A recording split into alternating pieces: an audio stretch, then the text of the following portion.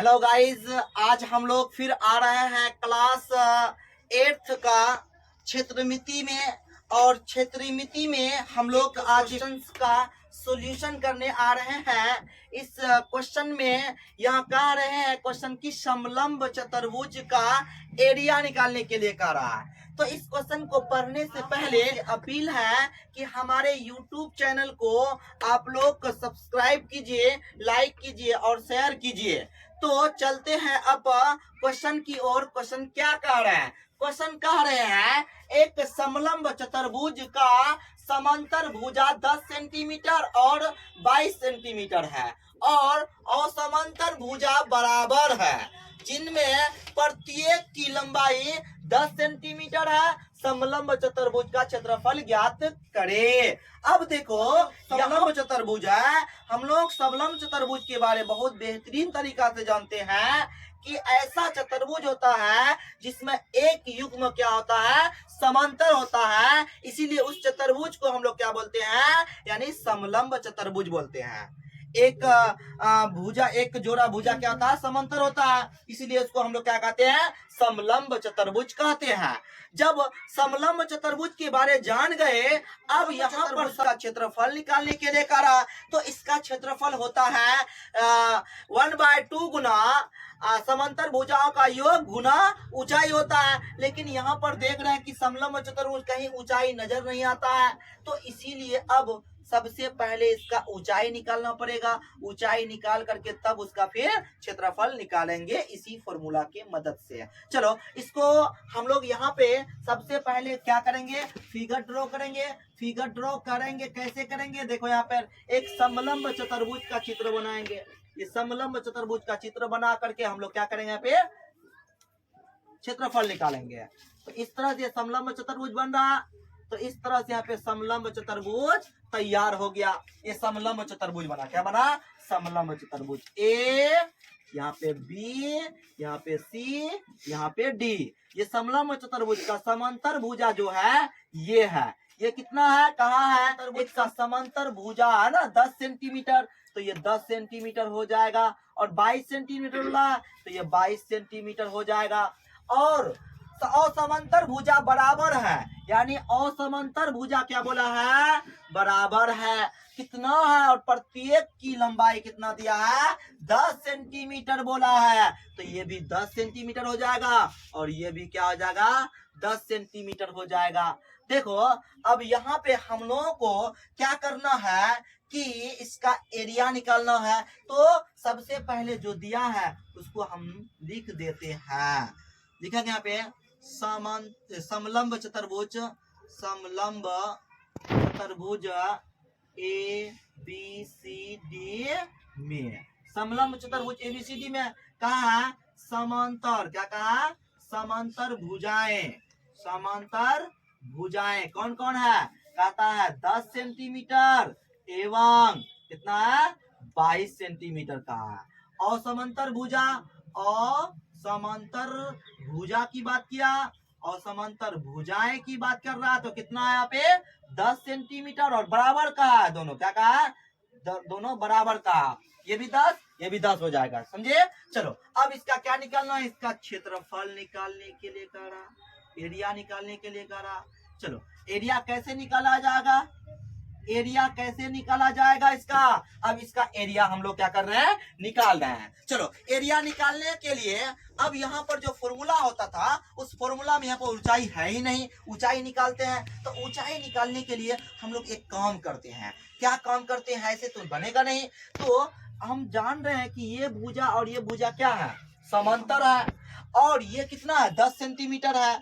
तो ये देखो, अगर ये 10 सेंटीमीटर ये है भुजा और इतना 10 सेंटीमीटर भुजा हम लोग ले लेंगे काट करके, 10 सेंटीमीटर लेकर के। अब देखो, यहाँ से यहाँ तक 10 सेंटीमीटर हम लोग क्या करेंगे, यहाँ से इस भुजा से काट लेंगे। क्या करेंगे, 10 सेंटीमीटर यहाँ से काट लेंगे। और ये 10 सेंटीमीटर यहाँ पर है, ये इसके समांतर 10 सेंटीमीटर खींचा जाएगा। तब ये क्या बन जाएगा, समांतर चतुर्भुज बन जाएगा। क्या बन जाएगा, समांतर चतुर्भुज बन जाएगा। देखो यहाँ पे कर रहे हैं, ये बिंदु ई मान लेंगे। तो देखो, ये जो 10 है ये भी क्या हो जाएगा, 10 हो जाएगा। 10 सेंटीमीटर हो जाएगा। इसका मतलब हुआ यहाँ से यहाँ तक कितना हो गया, 10 सेंटीमीटर। कितना हो गया, 10 सेंटीमीटर हो गया। अब ये कितना होगा हमको निकालना है, ये क्या करना पड़ेगा, ये निकालना पड़ेगा। तो यहाँ पर ये कितना, इतना जो काटे यही माप का ना काटे हैं, ये कितना होगा, 10 सेंटीमीटर होगा। मतलब ये हुआ ये 10 सेंटीमीटर, ये भी 10 सेंटीमीटर है और ये इसके समांतर खींचा गया है। इसका मतलब ये भी समांतर, ये भी माप समान, ये भी माप समान, ये इसका भी समांतर और माप समान। इसका मतलब ये चतुर्भुज कौन सा है, समांतर चतुर्भुज बन गया। यानी AECD समांतर चतुर्भुज बन गया। जब समांतर चतुर्भुज बन गया तो ये भुजा आपस में बराबर होगा, ये भुजा आपस में बराबर हो जाएगा। अब देखो हम लोग क्या किए, यहाँ से यहाँ तक निकालना चाहते हैं तो टोटल में अगर इतना 10 घटा देंगे तो इतना निकल जाएगा। तो वही काम हम लोग कर रहे हैं, इसीलिए जो वहां पे कर रहे हैं।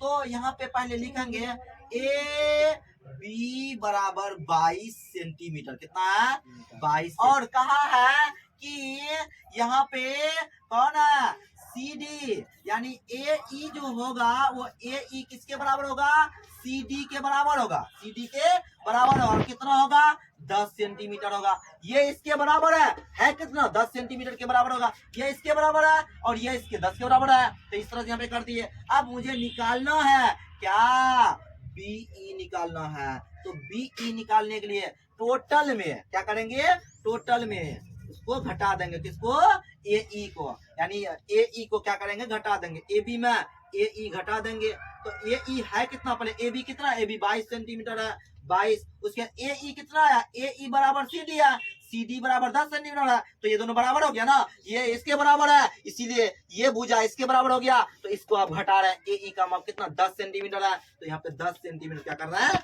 घटा रहे हैं। तो कितना बचेगा, 12। इस तरह से यहाँ पर कितना आया, 12 सेंटीमीटर आया। कितना आया, 12 सेंटीमीटर आया।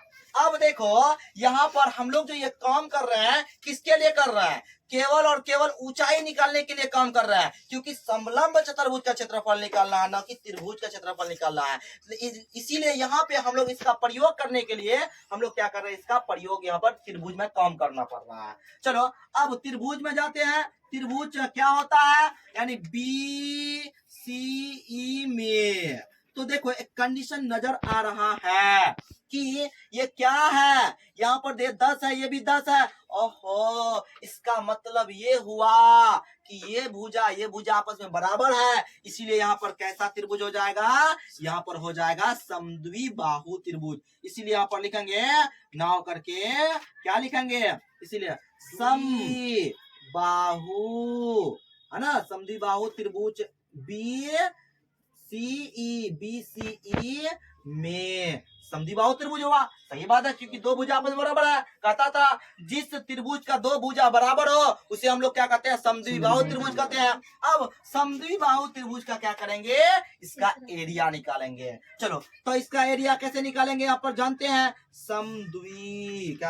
समद्विबाहु त्रिभुज का क्षेत्रफल हम लोग जानते हैं क्या था, 1/4 into B into root under 4A square minus B square. क्या था, इस तरह से इसका क्षेत्रफल क्या था, ये होता है। अब यहाँ पर देखो कौन क्या है, हम लोग जानते हैं ये क्या हो जाएगा, आधार हो जाएगा। क्या हो जाएगा, B हो जाएगा, आधार हो जाएगा। तो इस तरह से यहाँ पर ये दोनों क्या समान भुजा हो गया, मतलब A हो गया, दोनों समान भुजा, ये असमान भुजा हो गया। तो इस तरह से यहाँ पर यानी A क्या होता है, समान भुजा, और B क्या होता है, असमान भुजा होता है। समद्विबाहु त्रिभुज के बारे में बहुत अच्छा से हम लोग पढ़ चुके हैं। तो अब यहाँ आते हैं, पुट करते हैं 1/4 गुना B असमान भुजा कितना, 12, और उसके बाद रूट अंडर यहाँ पर 4 गुना समान भुजा कितना है, 10 है। 10 का क्या करेंगे, स्क्वायर करेंगे, माइनस फिर क्या B कितना, 12 का क्या करेंगे, स्क्वायर करेंगे।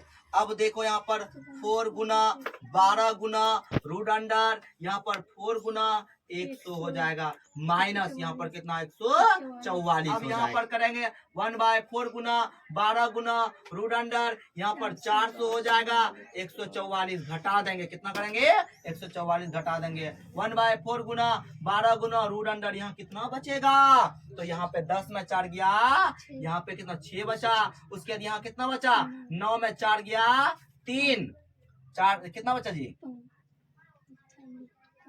5 बचा यहाँ पे। अब यहाँ पर कितना बचा, यहाँ पे बचा कितना 3, 3 में 2 गया, कितना बचेगा इस तरह से यहाँ पे 2 है ना।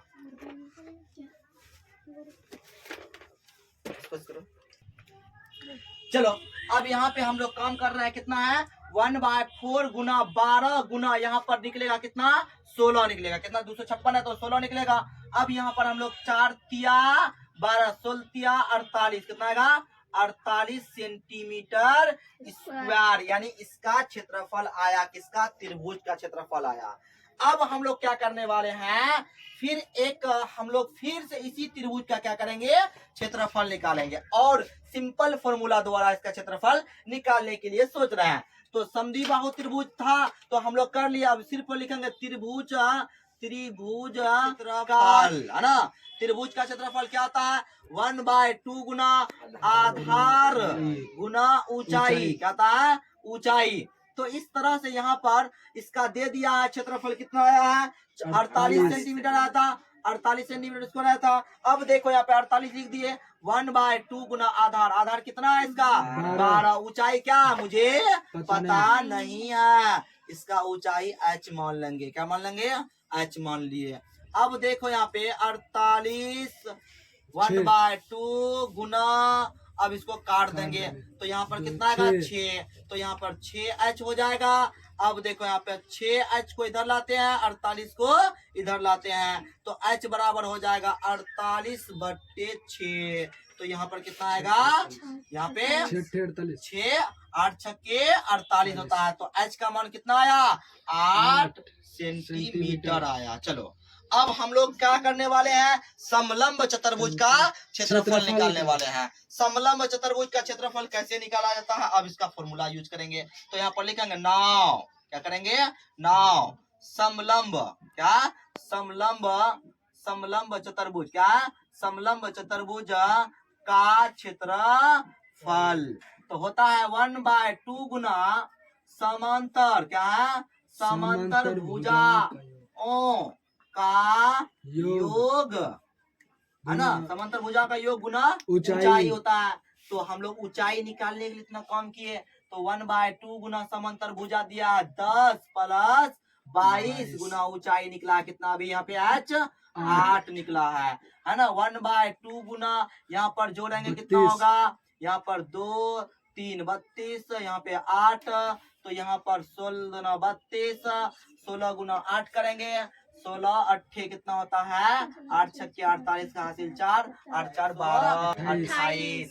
इस तरह से यहाँ पे जो समलंब चतुर्भुज था ना, अतः करके लिख देंगे समलंब, क्या समलंब चतुर्भुज का